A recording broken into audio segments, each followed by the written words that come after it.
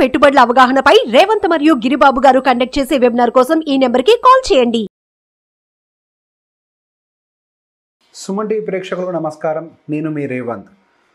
Micro finance ఈ మాట గత కొన్నాళ్ళుగా మనం బాగా వింటున్నాం. ఈ మైక్రో ఫైనాన్స్ ఉచ్చులో పడి ఇబ్బందులు పడ్డ వాళ్ళు చాలామంది ఉన్నారు. ఈ మైక్రో ఫైనాన్స్ల ద్వారా అధికంగా లోన్లు తీసుకొని ట్రేడింగ్లో డబ్బులు పెట్టి పోగొట్టుకున్న వాళ్ళు ఉన్నారు. అండ్ ఆర్బీఐ కూడా రీసెంట్గా ఈ మైక్రో ఫైనాన్స్కి సంబంధించి చాలా టెన్షన్ పడుతుంది. ఈ అన్సెక్యూర్డ్ లోన్ బుక్ అనేది మార్కెట్లో విపరీతంగా పెరిగిపోతుంది. బేసిక్గా దీన్ని కొంతవరకు నియంత్రించే ప్రయత్నం చేస్తోంది మైక్రో ఫైనాన్స్ ఇండస్ట్రీ నెట్వర్క్. బేసిక్గా ఈ సంస్థ మైక్రో ఫైనాన్స్కి సంబంధించినటువంటి సమస్యలన్నింటినీ కూడా కంట్రోల్ చేస్తూ ఉంటుంది. రీసెంట్గా వాళ్ళు వచ్చినటువంటి ఫ్రేమ్వర్క్ ఏంటి అని అంటే, ఒక వ్యక్తికి 2 లక్షల రూపాయలకు మించి ఈ మైక్రో ఫైనాన్స్లు లోన్గా ఇవ్వకూడదు. 1 నుంచి 4 సంవత్సరాలకు మించి ఒక వ్యక్తికి లోన్గా ఇవ్వకూడదు. ఆ 1 నుంచి 4 సంవత్సరాలు అన్నీ కలిపి కూడా 2 లక్షల రూపాయల లోన్ అనేది దాటకూడదు అనే దాని మీద చాలా స్ట్రిక్ట్గా ఉన్నారు. రీసెంట్గా ఈ మైక్రో ఫైనాన్స్లు విపరీతంగా లోన్లు ఇవ్వటం వల్ల పర్టికులర్గా మధ్యతరగతి, దిగువ మధ్యతరగతి వాళ్ళు విపరీతమైన అప్పుల బాధల్లో కూరుకుపోతున్నారు. బేసిక్గా ఈ ప్రాబ్లమ్ని ఐడెంటిఫై చేసిన తర్వాత ఎక్కువగా అప్పుల బాధల్లో కూరుకుపోతున్నారు. వీళ్ళు కట్టలేని సిచ్యువేషన్స్కి రావచ్చు. ఒకవేళ వాళ్ళు కట్టలేకపోతే ఈ ఫైనాన్షియల్ ఇన్స్టిట్యూట్స్ కూడా ఇబ్బందుల్లోకి వెళ్ళొచ్చు. ఫైనాన్షియల్ ఇన్స్టిట్యూట్స్ కనుక ఇబ్బందుల్లోకి వెళ్ళినట్లయితే అది ఆర్థిక వ్యవస్థకి కూడా మంచిది కాదు, అదొక హెల్తీ గ్రోత్ కాదు. It is time to control. ఈ మైక్రో ఫైనాన్షియల్స్ అనేవి ప్రాపర్గా కంట్రోల్ చేయాలి, ఇంత లోన్స్ని ఇష్యూ చేయకుండా ఉండాలి అని చెప్పి కొంత ప్రయత్నం చేస్తున్నారు. దాదాపుగా 7.8 crores మంది, అంటే 7.8 కోట్ల మంది ఇప్పటి వరకు మన భారతదేశంలో ఈ మైక్రో ఫైనాన్స్ సంస్థల ద్వారా లోన్స్ తీసుకొని ఉన్నారు. అండ్ ఈ పర్టిక్యులర్ సెగ్మెంట్ పెరగటం కూడా చాలా ఫాస్ట్గా గ్రో అవుతుంది. దాదాపుగా మైక్రో ఫైనాన్సెస్ అండర్లో రికార్డెడ్ డేటా ప్రకారమే దాదాపుగా 4.33 lakh crores 4.33 లక్షల కోట్ల రూపాయల రుణాలు యాజ్ ఆఫ్ నో మార్కెట్లో లైవ్లో ఉన్నాయి. అదొక హ్యూజ్ అమౌంట్. ఒక మైక్రో ఫైనాన్స్ అన్సెక్యూర్డ్ లోన్స్గా ఇచ్చి ఎవరైతే పెట్టుకున్నారో అది ఒక హ్యూజ్ అమౌంట్ అది.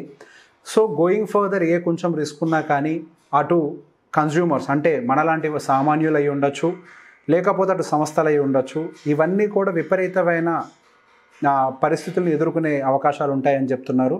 అండ్ పర్టికులర్గా 3 లక్షల రూపాయల యావరేజ్ ఆర్థిక ఆదాయం ఉన్నవాళ్ళు, అంటే వార్షిక ఆదాయం అంటే 3 lakh rupees యాన్యువల్ ఇన్కమ్ యావరేజ్గా ఉన్నవాళ్ళు ఈ మైక్రో ఫైనాన్స్ని బాగా ఉపయోగించుకుంటున్నారు. వాళ్ళు ఎక్కువగా లోన్స్ తీసుకుంటున్నారు. బేసిక్గా ఆ సెగ్మెంట్ వాళ్ళు ఎక్కువగా లోన్స్ తీసుకుంటే వాళ్ళు రీపే చేయడం కూడా చాలా కష్టమవుతుంది. అండ్ దాంతోపాటుగా ఇప్పటివరకు ఈ మైక్రో ఫైనాన్స్ కంపెనీలు ఈ డెప్ట్ టు ఇన్కమ్ రేషియోని కూడా పెద్దగా పరిగణించకుండా వాళ్ళు ఇష్టం వచ్చినట్టుగా లోన్స్ ఇచ్చేయటం వల్ల ఈ లోన్ బుక్ అనేది కూడా విపరీతంగా గ్రో అయిపోయింది. అన్సెక్యూర్డ్ లోన్ బుక్ అనేది కూడా చాలా ఎక్కువగా గ్రో అయిపోయింది. అండ్ అదొకటే కాకుండా కేవలం మైక్రో ఫైనాన్స్ అనే కాదు, and even bank related loan బుక్స్లో కూడా రీసెంట్ గ్రోత్ అంతా కూడా అన్సెక్యూర్డ్ లోన్స్ వైపుగానే ఎక్కువగా కనిపిస్తుంది. ఇది ఒక హెల్దీ గ్రోత్ కింద మనం పరిగణించలేము. ఆర్బీఐ కూడా అటు బ్యాంక్స్ను కూడా కొంతవరకు ఈ అన్సెక్యూర్డ్ లోన్స్ వైపు కొంతవరకు నియంత్రించే ప్రయత్నం చేస్తుంది. ఈ అన్సెక్యూర్డ్ లోన్స్ అనేవి అటు బ్యాంకులకే కాదు, అండ్ మనలాంటి సామాన్యులకి, వినియోగదారులకు కూడా అది మంచి పరిణామం అయితే కాదు అనేది పర్టికులర్గా ఆర్బీఐ ఒక ఒపీనియన్ కూడా. అండ్ దాంతోపాటుగా ఇందాక నేను చెప్పినట్టుగా మైక్రో ఫైనాన్స్ ఇండస్ట్రీస్ నెట్వర్క్ కూడా దానికి సంబంధించి చాలా సీరియస్గా తీసుకుంటుంది. బేసిక్గా వీళ్ళు ఈ మైక్రో ఫైనాన్స్ సెక్టార్ మొత్తాన్ని కూడా కొంతవరకు టైట్గా కంట్రోల్ చేయాలని ట్రై చేస్తుంది. 2 లక్షల రూపాయలు దాటి ఏ ఒక్కరికి కూడా లోన్ అనేది ఇష్యూ చేయకూడదు అని చెప్పేసి చాలా క్లియర్గా వాళ్ళ యొక్క సభ్యులందరికీ, అంటే మైక్రో ఫైనాన్స్ కంపెనీస్ అందరికీ కూడా వాళ్ళు క్లియర్గా నోటీస్ ఇవ్వడం అయితే జరిగింది. గోయింగ్ ఫర్దర్ కంపెనీల నుంచి ఫస్ట్ అసలు వాళ్ళు నియంత్రించే ప్రయత్నం చేయటం కాదు, వాళ్ళు నియంత్రిస్తున్నారు అని అంటే ఏదో సమస్య పెద్దది కాబోతుంది అని చెప్పి, ఒక సమస్య పెరిగి పెద్దదై మనం అందులో కూరుకుపోయి ఇబ్బందులు పడేక ముందే మనం ఈ మైక్రో ఫైనాన్స్లు లోన్ల దగ్గర నుంచి కొంతవరకు జాగ్రత్తగా ఉండాలి. మనం ఎన్నో స్టోరీస్ విన్నాము.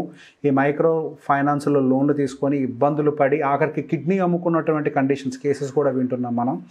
వీటన్నిటికీ కొంతవరకు దూరంగా ఉంటేనే మనకు మంచిది. వచ్చిన దాంట్లో ఖర్చు పెట్టుకోగలిగితేనే మన ఆర్థికంగా మంచిది.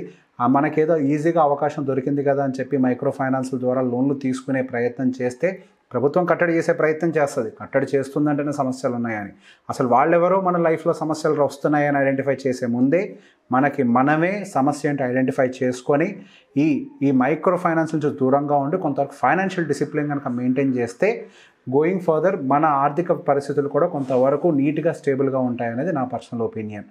అండ్ ఈ వీడియో కనుక మీకు నచ్చినట్లయితే ఎవరెవరైతే మైక్రో ఫైనాన్స్కి సంబంధించిన లోన్లు తీసుకుని ఇబ్బంది పడుతున్నారో లేదా తీసుకోవాలనుకుంటున్నారో వాళ్ళందరికీ షేర్ చేయండి. సుమన్ టీవీలో మీ పర్సనల్ అండ్ బిజినెస్ ప్రమోషన్స్ కోసం కింది నెంబర్కి కాంటాక్ట్ చేయండి.